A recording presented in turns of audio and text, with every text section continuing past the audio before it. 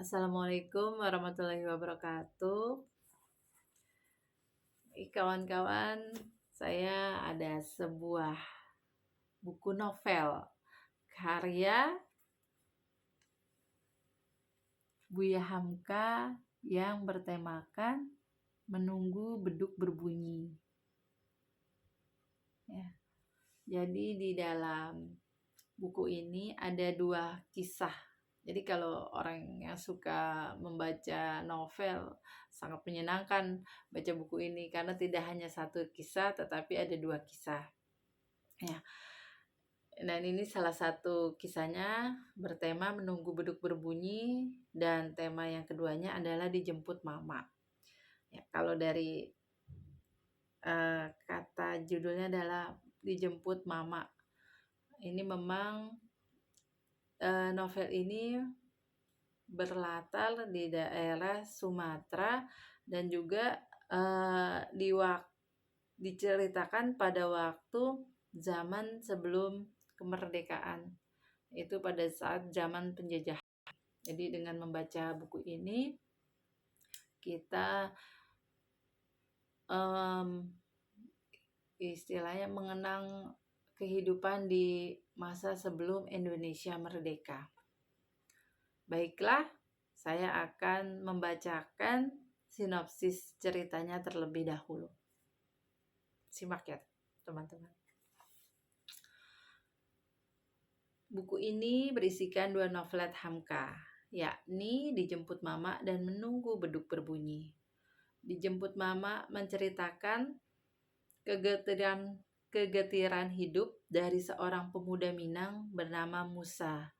Anugerah hidup yang Tuhan berikan berupa istri setia dan putra yang menjadi penyejuk hati harus berkelindan dengan ujian terjalnya peruntungan di kota perantauan serta ketidakberdayaan melawan tradisi yang mengukung. Itu adalah sinopsis dari Dijemput Mama. Baiklah, saya akan mereview terlebih dahulu tema novel Dijemput Mama yang berkisah tentang bagaimana kemiskinan dapat menjadi penyebab perceraian suami istri. Seorang Musa yang merantau ke Sumatera Timur dan bekerja sebagai tukang kasur keliling tidak mampu memberikan kehidupan ekonomi yang dipandang layak oleh keluarga istrinya, Ramah. Jadi nama istrinya Ramah. Padahal di perantauan itulah kehidupan rumah tangga Musa dan Ramah hidup bahagia meski keadaan ekonomi merasa tidak cukup, hingga pada akhirnya mereka harus bercerai terpaksa oleh dorongan keluarga besar. Hikmah yang bisa ambil dari ini adalah penting sekali di dalam kehidupan rumah tangga mempunyai pondasi iman, ilmu agama dalam melaksanakan keutuhan hidup berumah tangga. Ya. Selanjutnya saya akan membacakan sinopsis cerita dari Menunggu Beduk Berbunyi, yaitu menyoroti kisah konflik kepentingan dan konflik batin dari tokoh utama bernama Tuan Sarif. Sebagai tulang punggung keluarga, Tuan Sarif terpaksa beralih profesi menjadi pegawai pemerintahan Belanda.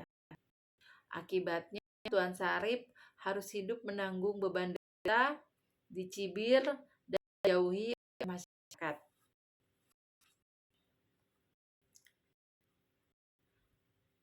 Menunggu Beduk Berbunyi bercerita tentang orang Tuan Sarif memutuskan bekerja sebagai Hindia Belanda di saat Indonesia sedang berusaha mempertahankan kemerdekaannya. Bahkan konflik batin bagi Tuan Sarif yang berada dalam menerima kehidupan di mana menginginkan kehidupan yang layak untuk diri dan keluarganya di tengah himpitan ekonomi. Kehidupan ekonomi yang sangat mendesak sampai jauh oleh keluarganya perantauan, dan di perantauan pun kondisi ekonomi Tuan Sarif tidak jauh lebih baik, bahkan semakin memburuk. Di saat itulah tawaran menjadi pegawai Hindia Belanda muncul. Konflik batin Tuan Sarif semakin menjadi besar. Satu khutbah sholat Jumatlah yang mengingatkan bahwa bulan puasa Ramadan akan tiba, yang pada akhirnya menyadarkan Tuan Sarif bahwa dalam hidup pada saatnya kita harus bersabar, layaknya menunggu beduk berbuka puasa berbunyi. Jadi dengan membaca karya ini, kita menjadi mengenang sejarah di era zaman peperangan sebelum Indonesia merdeka. Dan penulis tidak hanya berkisah, tetapi juga memberikan gambaran realitas kehidupan nyata yang terjadi di masa kehidupan langsung di zamannya. Dan dari kisah ini diajarkan untuk belajar sabar dari ujian kesulitan ekonomi dalam berumah tangga, belajar ikhlas menerima dan sabar dalam berikhtiar.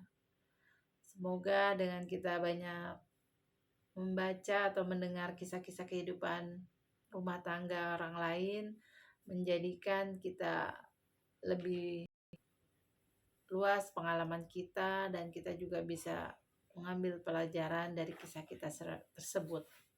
Wassalamualaikum warahmatullahi wabarakatuh.